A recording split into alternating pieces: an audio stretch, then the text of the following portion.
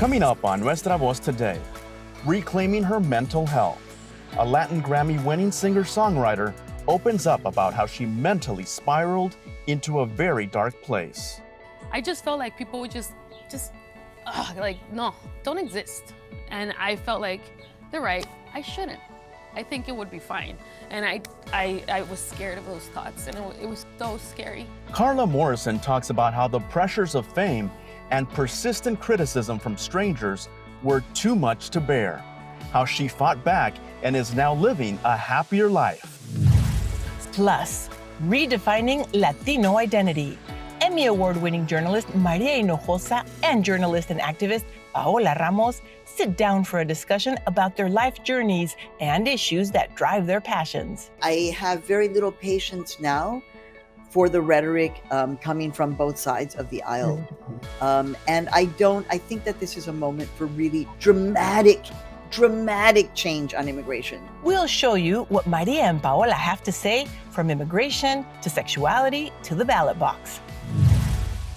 Also, we're taking you south of the border to see how a unique Tijuana theater is helping nonprofits thrive in the community.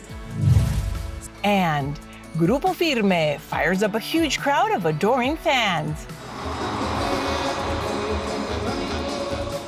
We'll show you more of this band, which started from humble beginnings in Tijuana and exploded in the regional Mexican music scene.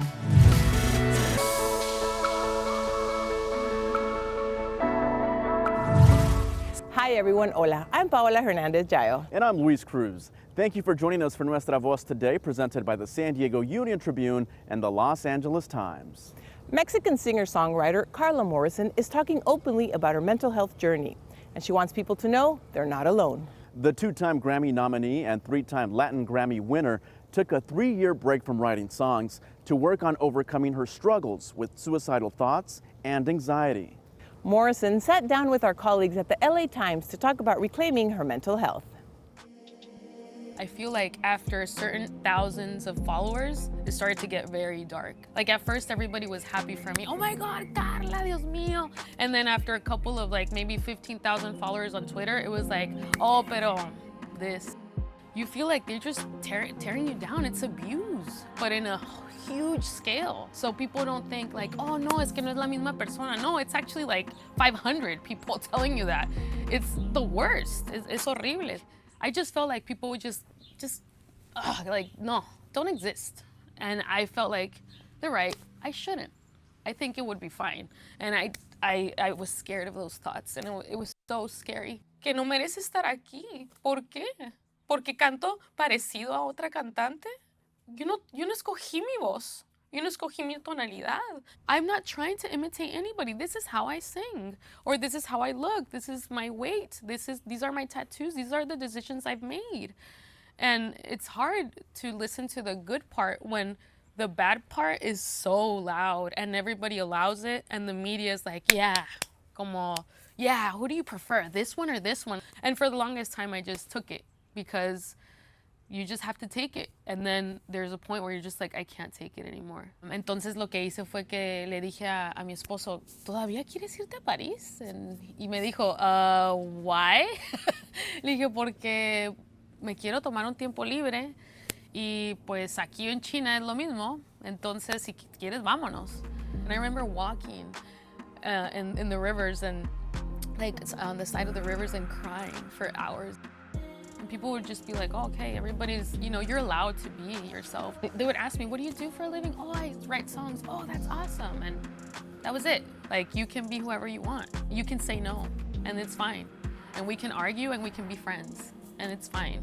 You don't have to be perfect. You don't have to be fulfilling anybody's expectations. Just do you. I think the pandemic, when it hit, it felt like the end of the world. Like, we didn't know what was gonna happen afterwards, because also my dad passed away because of COVID, and it was a hard time. So we just thought, let's just move, because we don't know when this is gonna end. And also, to be in a safe place isn't the way to live all the time. And when I say safe place, I mean I can't avoid having a life, I need to go out and do things and not always be scared to confront life.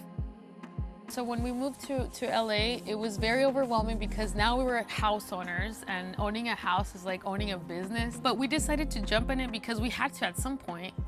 But it was hard because it was all work, work, work. We have to do this, we have to do that.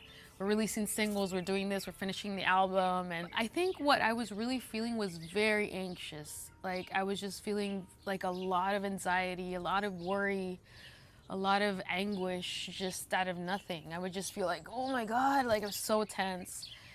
And I started to look for help. I started to see what I could do, and we found this clinic called the Ketamine Clinics. And I was like, I'm so scared, I don't even smoke weed, man. And she's like, no, don't worry. It's like, you're gonna be fine, honestly. Like, and we're here, we're gonna be looking at you, and anything, like, you're gonna be here, and we're gonna be here with you.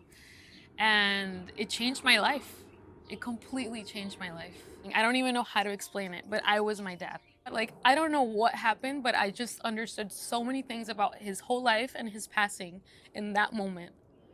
And it was like 20 seconds. And I was just like, oh my God, like everything came into my mind.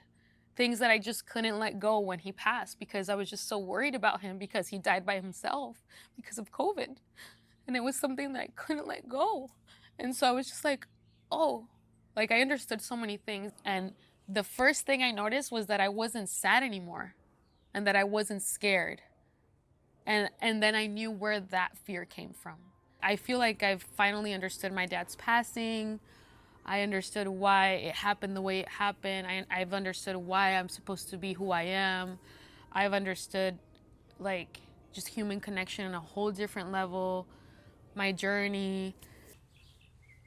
Mental health y tu salud mental es que creo que mucha gente no tenemos claro que estar vivo es una oportunidad de aprender de uno mismo. Y no es nomás venir, ir a la escuela y tener un degree y tener hijos y familia y morirte. O sea, no es eso. En realidad, estar vivo es saber quién eres tú. Y el saber uno quién es una inversión de tiempo. You have to really invest in yourself and know who you are. And it's not something you buy. It's not just a phase in your life. No, it's a journey. It's a life's journey. Carla Morrison's recent career milestones include a 19-city tour throughout the U.S. and Mexico. If you or someone you know is struggling with suicidal thoughts, seek help from a professional and call the National Suicide Prevention Lifeline at 1-800-273-TALK. That's 1-800-273-8255. Coming up, they're influential women in the worlds of journalism and political activism. Maria Hinojosa and Paola Ramos talk openly and honestly about Latino identity, immigration, and what inspired them to write their own books. When Nuestra Voz Today returns.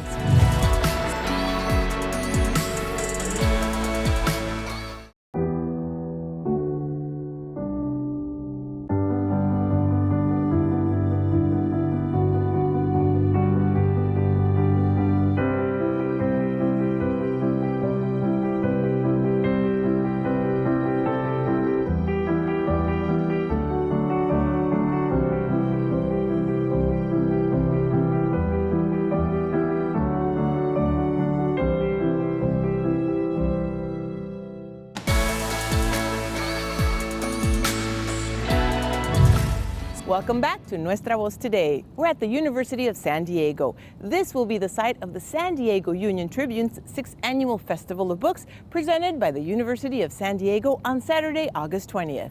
Emmy Award-winning journalist Maria Hinojosa and journalist and activist Paola Ramos, who are also authors, were featured speakers at last year's Festival of Books. We have their books with us, Once I Was You by Maria Hinojosa and Finding Latinx by Paola Ramos. Today, we're revisiting part of my interview with Hinojosa and Ramos, which touched on immigration, sexuality, and how Latinos are redefining their identities. Maria, let's jump in. Let's start with you. Tell us about Once I Was You and why you wanted to write this book. I wasn't really looking to write another book. And I'm really thankful in many ways that I'm not thankful of the things that we had to live through, because I think the last administration really, there was a kind of targeting that we had to live to that was pretty particular and pretty traumatic. And a lot of people suffered as a result. One of the things that it inspired me to do was to kind of say, like, no, I have to write this book. I was on MSNBC. I said this thing. I was engaging with somebody who was a Trump supporter, and he had used the word illegal to refer to human beings. And I said, there's no such thing as an illegal human being. That's the first thing the Nazis did, was to declare the Jews to be an illegal people, as per Elie Wiesel. And that went viral. And as Paola knows, who cares? You go viral and it doesn't really change your life. But I did feel suddenly a deep responsibility to maybe answer that question and clarify the narrative. And that's what pushed me to write the book, which ended up being a memoir, but then a historical memoir. I like to say that there's a lot of the juicy details of being a journalist, of being a Latina, trying to have a family, a partner, you know, etc. But also what was happening journalistically, what's happened in terms of policy, immigration policy in our country. So I'm like, there's a lot of sweet, juicy stuff, but you're going to get a little spinach too. But the spinach is going to be like the spinach from an Italian restaurant that's like, you know, perfect with garlic, lemon, and salt. That's the kind of spinach that's in my book. And I'm really glad that I felt pushed in many ways to write it. Paola, you traveled the country to write Finding Latinx. You started out in Fresno, California, and the Central Valley. My old stomping grounds. I was a TV reporter there, maybe many years ago, about 20 years ago. Tell us about Finding Latinx and what you hope readers take away from it. Yeah, I mean, so for me, what inspired me to write it was it was during my time in politics, right? So prior to stepping into the world of journalism, I found myself November 2016 working in the Clinton campaign, 100% convinced that we would win, right? Particularly convinced that the Latinx community would show up in these unprecedented, ginormous, historic numbers. And as the three of us know, that was not the case, right? Less than 50% of us actually showed up to the polls. And so I think in 2016, after many years in politics, sort of living in my bubble, I had this big realization that personally and politically, we had no idea what we were talking about when we were talking about and referring to the Latinx community, right? We missed the nuances, we missed the hybrids, and we missed the voices that weren't directly in front of us on mainstream media, in the stats, in the polls, in the surveys, in the reports. And so that was kind of my beginning into this journey of finding Latinx, when really the journey started with me. I had to sort of uncover my own privilege, understand what it meant to be a queer Latina in Miami, and then understand like what it meant to be the other side of Miami that I didn't grow up seeing, which was directly in front of me, like the Black Cubans that my family never had in our Cuban dinner table. And so that was the beginning of what sparked this idea of pretty much going back to the battleground states that I had gone to so many years, but shifting my eyes and shifting the narrative to see what I wasn't seeing back then. Paola, I wanted to ask you about the term Latinx. You're saying it's not only a term to describe people, it's a movement. Talk about that. Yeah, I mean, I think, look, the term is extremely controversial. People hate the term. But that to me is way more interesting, understanding why so many in the community dislike this term so much. And I think that says a lot about the moment that we're in.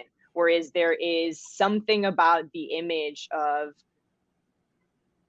a community where you're standing next to a Black person, a trans person, and a documented person, an Indigenous person. There's something about that image that many people in our community are not ready to see, do not want to see, or do not want to be a part of. And so that is where I sort of I'm having this conversation about what it means to be Latinx. It's like, we need to dissect that. We need to dissect where that prejudice and bias and racism stems from. Maria, what are your thoughts on the term? So recently, I think, I don't have the data in front of me, but Latino Rebels, which is part of Futuro Media, put out a story that said apparently the majority of Latinos they don't really care if it's Hispanic, Latino, Latina, or Latinx or Latine. And that's kind of the way it's been for a while, actually. Like in the scheme of things that matter to our community, it's not the most important thing. You can watch my full interview with Maria Hinojosa and Paola Ramos online. Just go to SanDiegoUnionTribune.com/Latino Identity. And join us Saturday, August 20th, in person or virtually, for the San Diego Union-Tribune Festival of Books, presented by the University of San Diego. It's from 10 a.m. to 5 p.m. on the USD campus. Admission is free. The event will feature workshops, activities, photo booths, live entertainment, and discussions with award-winning authors. The lineup includes Latino authors Alana Quintana Albertson, Reina Grande, Liz Huerta, and Jessie Leon. To register now and stay up to date on the festival activities, go to SanDiegoUnionTribune.com/Festival of Books. Coming up, a Tijuana theater is putting on more than just a show. How it's using its platform to help nonprofits reach their funding goals. When Nuestra Voz Today returns.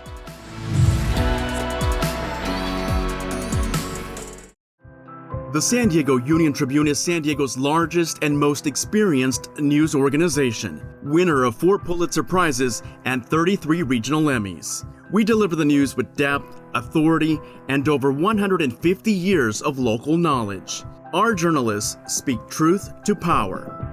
The Union-Tribune serves everyone who cares about our community. Support our work. Subscribe today on our website, SanDiegoUnionTribune.com.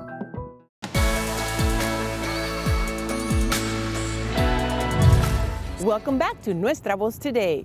We're pulling back the curtains on a unique theater south of the border. The Tijuana Theater Camafeo recently presented La Dama del Alba. It's a Spanish play written by playwright Alejandro Casona in 1944. The San Diego Union-Tribune shows us how the venue is delighting audiences and helping special causes at the same time. Camafeo se enorgullece en presentar a ustedes la obra La Dama del Alba, de Alejandro Casona. Nos vimos solo un momento, cuando Martín te trajo del río. I'm the director of the play. It's called in Spanish La Dama del Alba, and it's about the customs of north of Spain. And it's about a lady that come from the woods to accomplish a mission. And the mission of this lady is to go to this family that is already in pain because they lost a daughter drowned in the river. But this lady that comes from the woods is the dead. It's like a drama with fantasy. Después, como no pude tener otros, planté en mi huerto 7 árboles, altos, hermosos, como 7 varones. Camafeo is a nonprofit organization that began with an idea. Margarita Martinez de Camarena, Ofelia Camarena Salinas, and Elsa Perez de Vargas initially had the idea to produce theater so that the community could be exposed to the arts.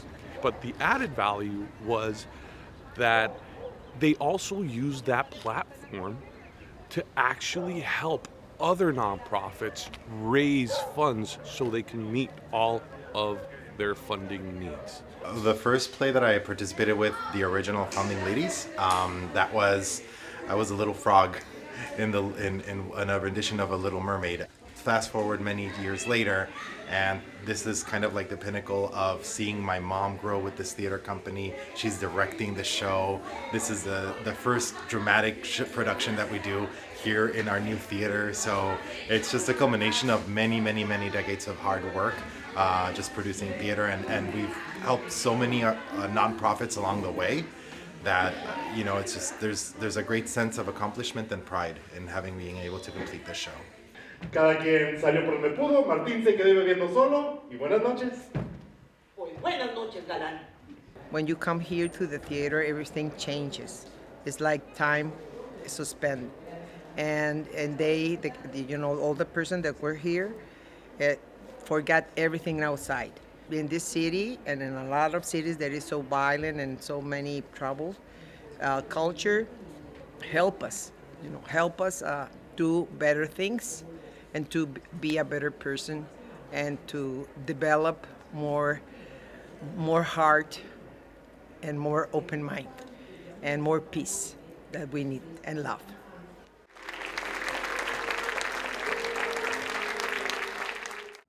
Marco Camarena from Camafeo tells us the theater has helped more than 200 nonprofits reach their funding goals.